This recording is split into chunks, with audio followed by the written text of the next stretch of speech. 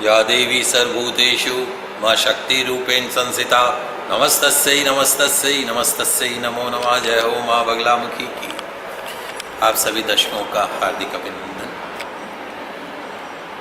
ज्योतिष अर्थात ईश्वर की दृष्टि।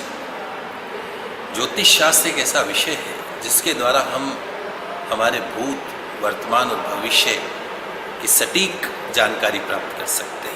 यदि विद्वान ज्ञाता हो तो निश्चित तौर पर सटीक जानकारी प्राप्त कर सकते हैं।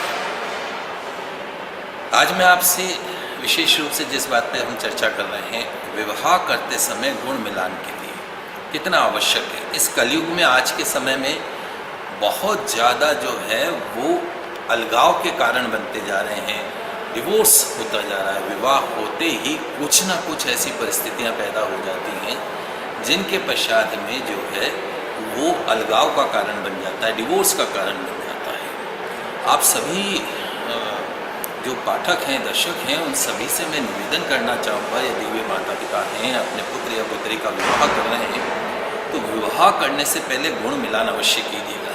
गुण मिलान का अर्थ ये नहीं है कि हम कंप्यूटर पे बैठे 36 में से 30 गुण मिल गए, हमने कहा विवाह हो गया। नहीं, आपको किसी योग्य आचार्य के निर्देशन में कुंडली का विश्लेषण करवाना है। 36 में से 30 गुण मिल गए, लेकिन 3 चीज़ें विशेष तौर पे देखनी है। क्या क्या देखना है? सबसे पहले हम आपका बेटा या बेटी के लिए वर ढूंढ रहे हैं, लड़का ढूंढ रहे हैं, तो लड़के की कुंडली में, आप अपनी बेटी के लिए लड़का ढूंढ रहे हैं तो उसकी कुंडली में 3 चीज़ों का ध्यान रखना अति आवश्यक है।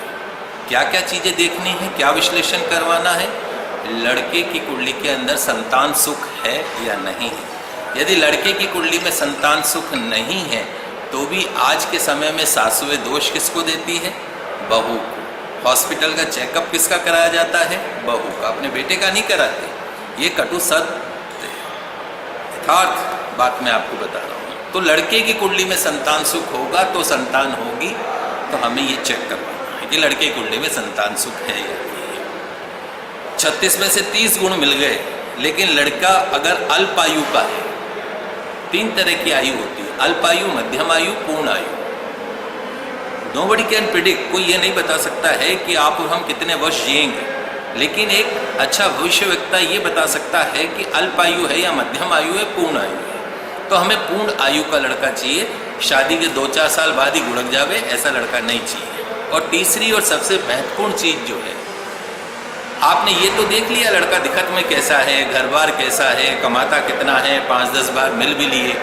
जो चीज़ नहीं दिखती है वो होता है लड़के का कैरेक्टर, लड़के का चरित्र। लड़के का चरित्र तब पता पड़ता है जब हमारी बच्ची जो है अगले घर में जाके बहू बन के रहती है, साल 6 महीने में लड़के का चरित्र पता पड़ता है। एक विवाहित स्त्री जीवन में किसी भी मोड़ पे नहीं टूटती है, हर बुरी कंडीशन के अंदर पति के साथ खड़ी रहती। वो उस दिन टूट जाती जब उसे पता पड़े कि उसके पति के और औरतों से संबंध हैं। तो हमें कैरेक्टर का विशेष रूप से ध्यान देना है। ये तो बात हुई अगर आप अपनी बेटी के लिए लड़का देख रहे हैं। तो वहीं यदि आप अपने बेटे के लिए लड़की देख रहे हैं तो उसमें क्या क्या देखना है? उसमें भी 3 चीज़ें देखनी। कॉमन जो पहली चीज़ 2 रहेंगी, लड़की की कुंडली में संतान सुख होना चाहिए। 10-10 साल नहीं तो IVF कराते रहो, औलाद नहीं होवे, तो लड़की कुंडली में संतान सुख। लड़की अल्पायु की नहीं हो, शादी के 2-4 साल बाद गुड़क जाए ऐसी लड़की नहीं चाहिए। 36 में से 30 गुण मिल रहे हो और आयु ही नहीं हो तो। और तीसरी और सबसे महत्वपूर्ण चीज़, लड़की की कुंडली के अंदर, लड़की की कुंडली में लड़की का पग फेरा जिसको अपन बोलते हैं, वो बहुत महत्वपूर्ण चीज़ है। आज इस कलयुग में एक कन्या आपके घर में आती है तो घर में 4 चौगुनी वृद्धि होती है। और एक कन्या, माफ़ कीजिएगा, उसको अदरवाइज मत लीजिएगा, लेकिन एक कन्या आवे तो आजकल जेल में भी बैठता पूरा का पूरा परिवार। तो we have to be careful. हमें इस बात का गुण मिलान करते समय ग्रह देखने बहुत आवश्यक है। बहुत प्रैक्टिकल बात मैं आपको बता रहा हूँ। इन 3 जो प्लेटफॉर्म है उसके ऊपर यदि आप कुंडली मिलान के पश्चात में कुंडली की विश्लेषण करते हैं तो निश्चित तौर पे आपके घर में सुख शांति समृद्धि रहती है। बहू आती है या बेटी जाती है, और अगर इंसान कहीं नहीं आता और आप और हम कहीं नहीं आते यदि हमारे घर में हमारा बेटा दुखी हो तो हम हारेंगे, यदि हमारे घर में हमारी बेटी दुखी हो तो हम हारेंगे। तो सिलेक्शन करते समय बच्चे यदि निर्णय कर रहे हैं, प्रेम विवाह कर रहे हैं, तो वो उनका डिसीजन है। और यदि आप माता पिता बन के अपने बच्चों का विवाह कर रहे हैं तो आप सभी से करबद्ध प्रार्थना है कि अपने बच्चों का जब भी विवाह करें तो विवाह करने से पहले इन 3 बातों का विशेष रूप से ध्यान रखें। पंडित जी, एक चीज़ बताएं कि जो गुण मिलान करते समय एक भ्रकुट दोष की बात करते हैं और एक गण मैत्री की बात करते हैं। भले गुण 18 मिले हो, मगर गण मैत्री होती है तो 8 या 9 गुण जुड़ जाते हैं और जाके 26 हो जाते हैं या 25 हो जाते हैं या बढ़ जाते हैं उसके हिसाब से। तो इस बारे में आप कहते हैं कि भ्रकुट दोष क्या हमेशा रहता है या गण मिलान या गण मैत्री होने से वो चीज़ें कट जाती हैं? देखिए, बिल्कुल आपका उचित प्रश्न है और सभी के जानने योग्य भी है। भ्रकुट दोष अर्थात राशि दोष। 2 राशियों के बीच में मित्रता है या नहीं है। मित्रता है तो उनके संबंध अच्छे रहते हैं, लेकिन राशि के बीच में शत्रुता है तो संबंध अच्छे नहीं रहते। लेकिन आपके लिए जानने योग्य ये है कि आपके मिलान में भ्रकुट दोष आ रहा है, लेकिन राशि के स्वामी अगर मित्र हो, राशि दोष जरूर है। भ्रकुट मतलब राशि दोष, जैसे मेष और कन्या राशि षडाष्टक हो गए तो ये राशि दोष हो गया। लेकिन राशि के स्वामी अगर मित्र हों तो वो दोष का परिहार हो जाता है, वो दोष टल जाता है। उसी तरीके से गण दोष के अंदर आ जाता है। गण दोष के अंदर से स्वभाव का पता पड़ता है। लेकिन जैसे मैंने आपको कहा कि गुण मिलान के साथ साथ में स्वभाव की सटीक जानकारी आप उसके लग्न से ले सकते हैं, लग्न चार्ट से ले सकते हैं कि उसका स्वभाव किस तरीके का है।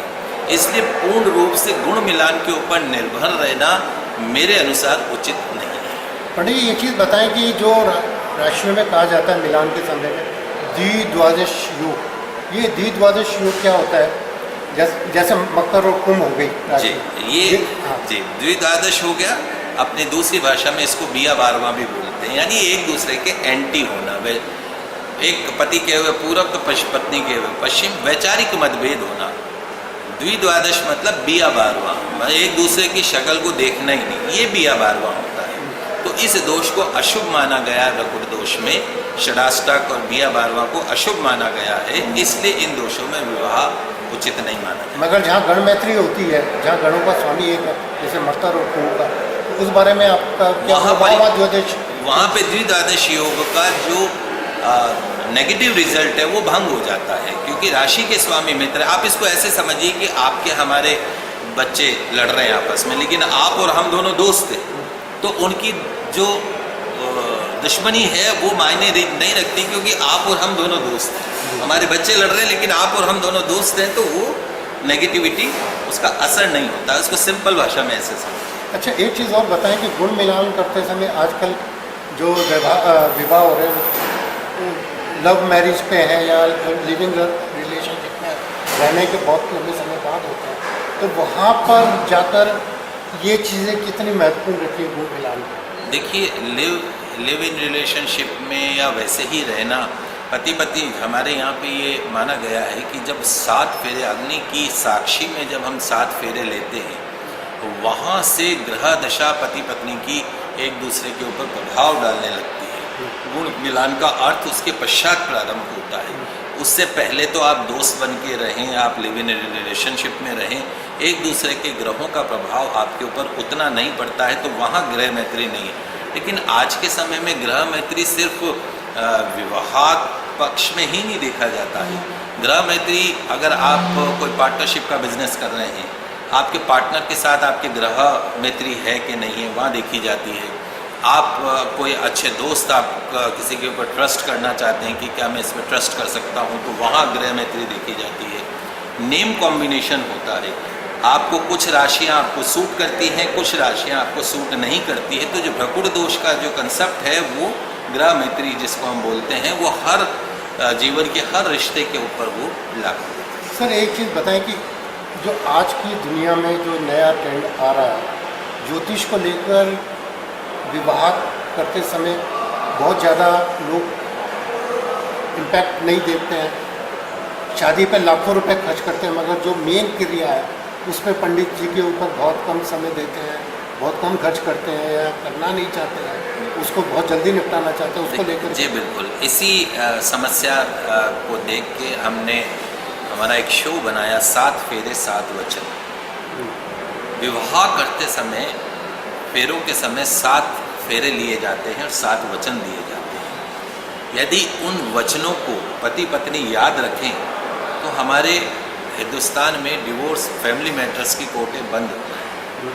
लेकिन होता क्या है कि यहाँ जैसे ही पूरा फंक्शन चल रहा है, रिसेप्शन हो रहा है, फेरों का समय आए तो पंडित जी फटाफट निपटाइए, आधे घंटे में फेरे निपटाइए। तो हमारे लिए बहुत दुविधापूर्ण स्थिति हो जाती है उस वक्त कि आधे घंटे में कैसे फेरे करें। तो फिर पंडित जी भी हमारे कई ऐसे होते हैं जो ठीक है भैया जैसे तुम्हारे हैं 4 मंत्र पढ़े और ये तुम्हारे फेरे हो गए। ऐसे रिश्तों का जो वैवाहिक आधार है वो बड़ा कमज़ोर रहता है, टूटने के कगार पे वो रिश्ते आ जाते हैं। आप सभी से निवेदन है विवाह संस्कार को पूर्ण रूप से उसको जब भी आप विवाह करें तो पूर्ण रूप से विवाह संस्कारों को अपनाना चाहिए, सारे रीति रिवाजों का पालन करना चाहिए। और जो आपने आपकी पत्नी को या आपकी पत्नी को जो आपने वचन दिए हैं वो वचन याद रखें तो कभी भी जीवन में डिवोर्स की समस्या नहीं आएगी। समस्या क्या होती है, आज रात को फेरे हुए 2 दिन बाद तो तू ऐसी, तेरा बाप ऐसा, तेरी माँ ऐसी, ये सब उल्टी सीधी बातें शुरू हो जाती है और वहीं से अलगाव का कारण बन जाता है। लड़कियां कहती है बस मैं और मेरा पति, या लड़की कहेगी तो मम्मा बॉय। मतलब आज के समय में ये बहुत सारी मानसिक विकृतियां विवाह के साथ साथ में जुड़ती जा रही हैं। इसलिए विवाह संस्कारों को पूर्ण रूप से जो है उनको निभाना चाहिए, पंडितों के आधार के अनुसार उनको करना चाहिए। पंडित जी एक मजाक वाला प्रश्न आता है कि ये लड़का लड़की की कुंडली मिलाओ ना मिलाओ, सास और बहू की कुंडली जरूर मिलानी चाहिए, इस बारे में आपका क्या कहना है? जैसे मैंने आपको कहा ग्रह मैत्री, तो ग्रह मैत्री हमेशा हम आज के समय में लड़के लड़की का कुंडली मिलान कर रहे हैं तो साथ में सास के साथ में नेम कॉम्बिनेशन ग्रह मैत्री देख रहे हैं कि आपकी सास के साथ में ग्रह मैत्री कैसे है। अगर वहाँ बिया बारवा है, वहाँ षडाष्टक है तो इसका अर्थ यह है कि आपकी सास के साथ आपकी अनबन होगी। तो उस साथ साथ में इस परिप्रेक्ष्य में हम इसका भी ध्यान रखते हैं। सर एक चीज़ लास्ट क्वेश्चन मैं पूछना चाहूँगा कि बच्चों को लेकर जो नए न्यू बॉर्न बेबीज़ होते हैं इनकी कुंडली को लेकर के बड़ी भ्रांतियाँ रहती है कि उनकी 4 साल तक माँ का असर रहता है, 8 साल तक बाप का रहता है, फिर उसके बाद उसके पूर्व जन्मों का असर रहता है। इस बारे में क्या कुंडली देखी जानी चाहिए या नहीं? बिल्कुल देखी जानी चाहिए। आजकल तो बगैर कुंडली देखेंगे नहीं तो नामाक्षर का पता नहीं पड़ेगा, उसका मूल नक्षत्र में जन्म है, सुगनों का जन्म है या नहीं है, कुंडली बगैर देखे बगैर तो पता ही नहीं पड़ेगा ग्रह चाकरी कैसी है। अक्सर आज के समय में बच्चे पैदा होते ही बीमार हो जाते हैं तो कहीं ना कहीं कुंडली देखने की आवश्यकता रहती है। इसे किसी भ्रम में मत पड़िए कि 4 साल 6 साल 8 साल 12 साल, कुंडली पहले दिन बनते ही कुंडली बना के उसको देख लेनी चाहिए। क्या कुछ ऐसी कमी तो नहीं है कि बच्चे के स्वास्थ्य पे कुछ नेगेटिव असर हो रहा, तो उसका उपचार पहले से। आप कुछ हमारे दर्शकों को कहना चाहें तो स्वागत है। आप सभी जो हैं दर्शकों को माता रानी का आशीर्वाद और कृपा दृष्टि आपके ऊपर बनी रहे, आप सभी का कल्याण हो, आयु आरोग्यता बनी रहे।